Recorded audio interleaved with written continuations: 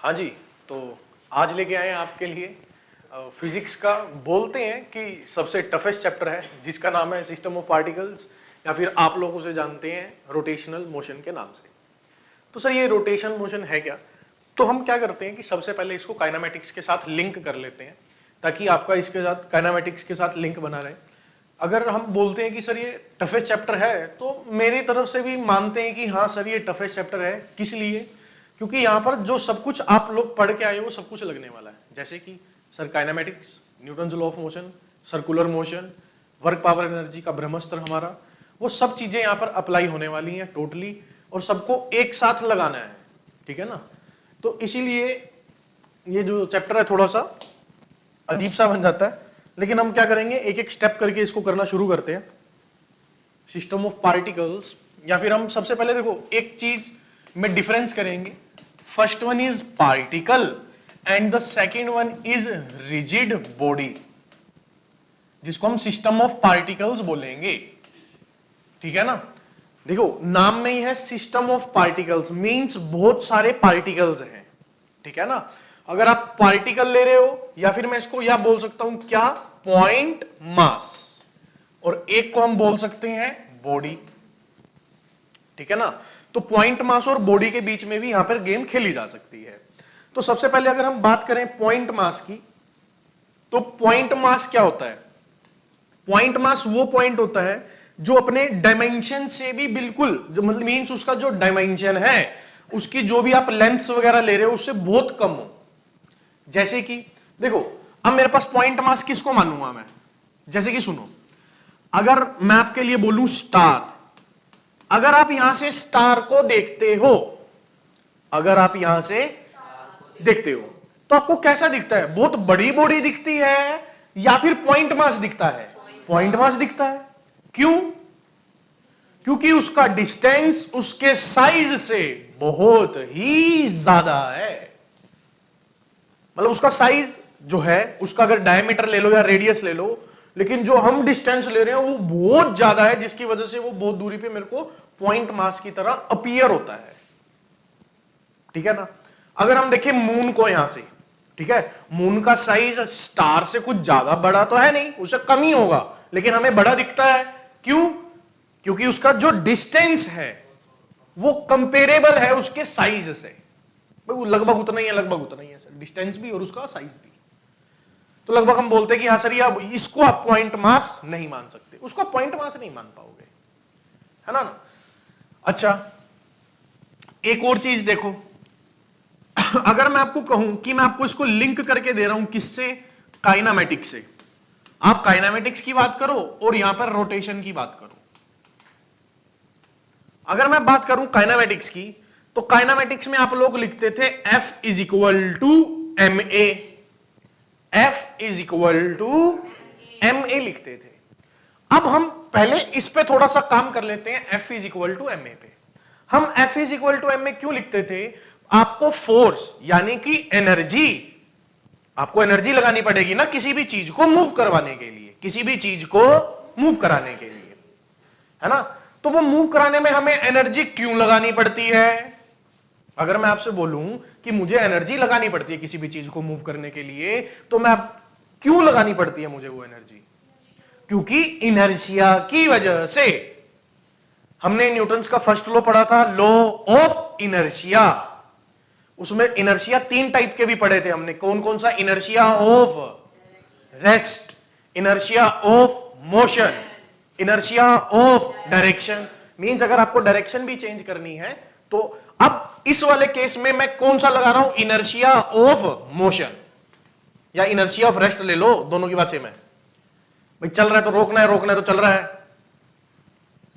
तो inertia of rest है, मतलब जब मेरे को किसी भी बॉडी को पुश करके चलाना है, तो कौन सी चीज मुझे रेजिस्ट करने वाली है? उसका इनर्शिया, जो कि किस पे डिपेंड करता है? उसके मास पे। मतलब आप वहां पर किस पे फोर्स लगा रहे हो? उसके मास पे, क्योंकि उसका मास इनर्शिया दे रहा है आपको, उसका मास, उस हिसाब से आप उस पे फोर्स अप्लाई करते हो। और सेम कहानी यहां पर सेट होती है किसकी? काइनेटिक एनर्जी की। अब काइनेटिक एनर्जी का फॉर्मूला क्या बनता है? Half mv square. अब यहां पर जो आप मास लगा रहे हो वो मास किसको रिप्रेजेंट कर रहा है सर? वो इनर्शिया को रिप्रेजेंट कर रहा है यहां पे, क्योंकि आप कौन सा इनर्शिया ले रहे हो? रेस्ट का। मींस वो किस पे डिपेंड करता है? मास पे। किस पे डिपेंड करता है? मेनली मास पे। लेकिन अगर मैं बात करूं रोटेशनल मोशन में, ठीक है, देखो मेरे पास 3 टाइप के मोशन होते हैं। पहला आपने सबने पढ़ा होगा ट्रांसलेशनल, जो आज तक पढ़ते आए। सेकंड होता है rotational, and the third one is translational plus rotational, दोनों एक साथ चलेंगे। यहां आके बंदा फंस जाता है कि जब ट्रांसलेशनल और रोटेशनल दोनों एक साथ चलते हैं, वहां फंस जाता है आदमी आके। ठीक है, अब एक बात सुनो, यहां पर मेरा काइनेमेटिक्स में जो इनर्शिया प्रोवाइड करवा रहा था वो कौन था? मास। कौन था? क्योंकि मुझे मास को चेंज करना था। लेकिन अगर आप एक चीज देखिए, अगर मेरे पास ये पेन है, अगर मेरे को इसको रिमूव करवाना है तो मैं इसको मास, सेंटर ऑफ मास को तो मूव ही नहीं कर रहा, लेकिन इसको क्या करवा रहा हूं? रोटेट। मतलब इसका डायरेक्शन हर पॉइंट पर चेंज हो रहा है। डायरेक्शन, सर्कुलर मोशन में डायरेक्शन चेंज कर रहे हो सर आप हर जगह। वहां पर आपको कौन सा इनर्शिया लगता है? Inertia of direction. Inertia of, तो इसीलिए हम यहां पर रोटेशनल में लिखते हैं इनर्शिया चाहिए सर। अब मेरे को इनर्शिया काउंट करना होगा यहां पर कि कितना इनर्शिया सर उसको घुमाने के लिए, क्योंकि चलाना नहीं है मास को, मास, सेंटर ऑफ मास तो रेस्ट पे रहेगा। ये ऐसे हो रहा है ना, सिर्फ आपको यहां पर टेंजेंशियल से गेम खेलनी है। तो यहां पर जो इनर्शिया होगा वो इसके मूवमेंट को रोकेगा। मूवमेंट मींस इसकी डायरेक्शन को चेंज होने से रोकने वाला है। तो मैं बोलूंगा सर यहां पर ऐसा इनर्शिया लग रहा है जो इसकी मूवमेंट को रोकना चाह रहा है, और उस इनर्शिया को क्या बोलूंगा मैं? Movement of inertia. क्या बोलेंगे इसे? Movement of inertia. मतलब यहां पे आप F is equal to M A लिख रहे हो, तो यहां पर मास, मास किसका इनर्शिया है? रेस्ट का या चलने का। यहां पे रोटेशन चल रहा है तो वहां पर लगेगा मूवमेंट ऑफ, जिसको किससे डिनोट करूंगा? आई से। और यहां पर क्या लिखूंगा? एम की जगह क्या लिखूंगा? आई। ए एक्सीलरेशन है, क्योंकि यहां पर ये सर्कुलर घूमेगा तो एंगुलर एक्सीलरेशन लिखूंगा, और एंगुलर एक्सीलरेशन को क्या लिखते हैं? अल्फा। यहां पर फोर्स लगती है, फोर्स का एनालोगस रोटेशनल में कौन होता है? टॉर्क। तो यहां टॉर्क अप्लाई करनी पड़ेगी। तो फॉर्मूला आपके लिए क्या हो जाएगा? Torque is equal to I alpha. यहां सेम है। अब जैसे आपने काइनेटिक एनर्जी लगाई हाफ एम वी स्क्वायर, तो रोटेशनल की काइनेटिक एनर्जी का फॉर्मूला क्या बन जाता है? Half I V linear velocity, यहां पर क्या आएगा? Half I omega square. Clear? अगर मैं यहां मोमेंटम लिखता हूं P is equal to M V, तो यहां मोमेंटम क्या लिखने वाला हूं? एंगुलर मोमेंटम आई ओमेगा, तो ये एंगुलर मोमेंटम आएगा मेरा।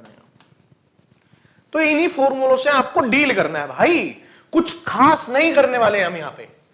बस वही मूवमेंट ऑफ इनर्शिया की जो गेम थी, वहां मास था और यहां पर क्या कर गए हम? मूवमेंट ऑफ इनर्शिया की गेम खेल गए। तो मेरा पूरा का पूरा मतलब 50% जो रोटेशनल मोशन है वो मूवमेंट ऑफ इनर्शिया पे चलता है, 50%।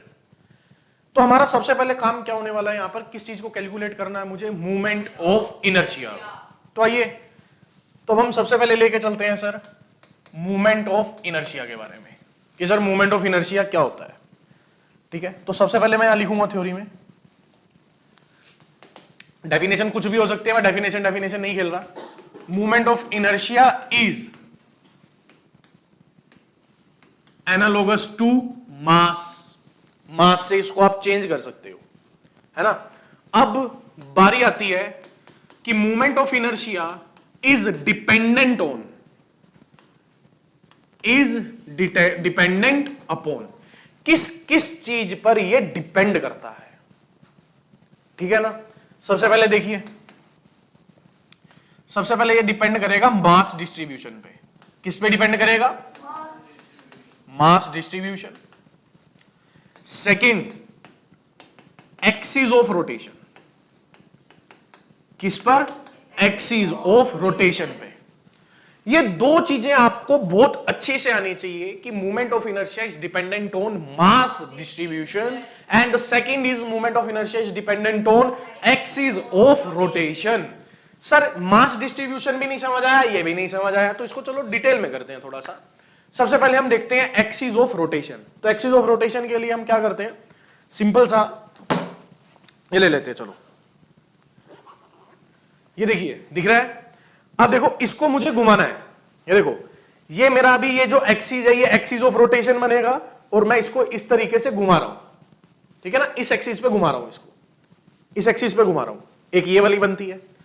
क्या मैं इसको ऐसे इस वाली एक्सिस में, देखो इस वाली एक्सिस में, अब यहां पे 3D मॉडल्स चलेंगे सारे के सारे, जिससे आपको समझना होगा, इमेजिनेशन थोड़ी सी स्ट्रॉन्ग रखें अपनी।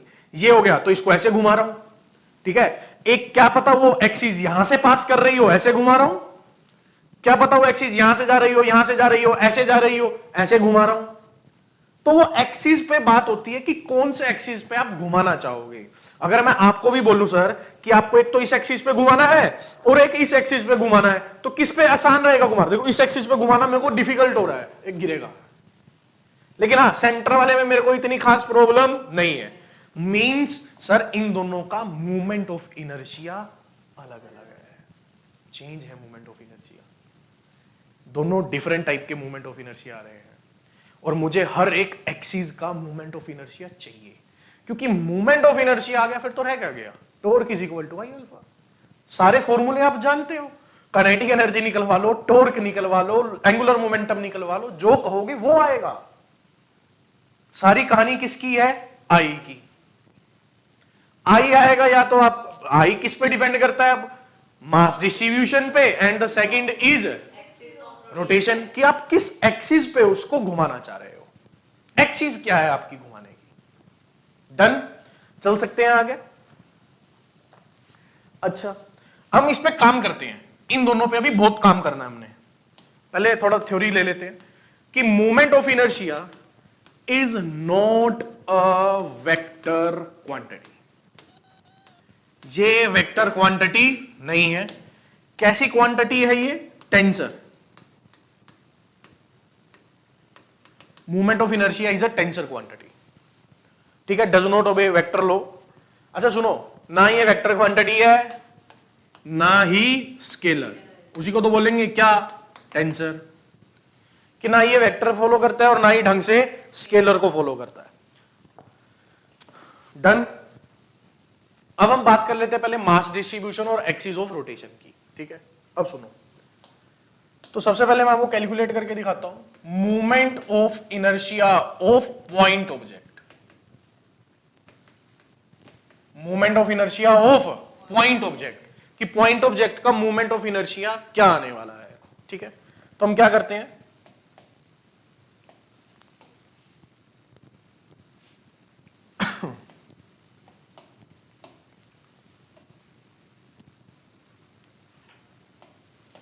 जैसे मान लेते हैं कि मेरा एक मास m यहां पे पड़ा हुआ है, ये डिस्टेंस हो गया r परपेंडिकुलर, ठीक है। इसको इसके इस एक्सिस, ये एक्सिस क्या कहलाएगी मेरी? Axis of rotation. Axis of, इसमें ऐसे घुमाया जा रहा है इसको, सिंगल मास है, ये एक्सिस ऑफ रोटेशन कहलाएगी आपकी। ये r परपेंडिकुलर डिस्टेंस हुआ इसका, मींस ऐसे घुमाया जा रहा है, ऐसे घुमाया जा रहा है। डरना, इस तरह से इसको घुमाया जा रहा है।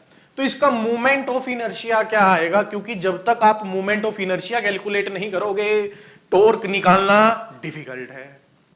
टॉर्क नहीं आएगी, एंगुलर मोमेंटम नहीं आएगा, काइनेटिक एनर्जी नहीं आएगी, तो मतलब सारा का सारा मामला आपका सेट हो जाएगा यहां पे, ठीक है। तो आपको क्या लगता है?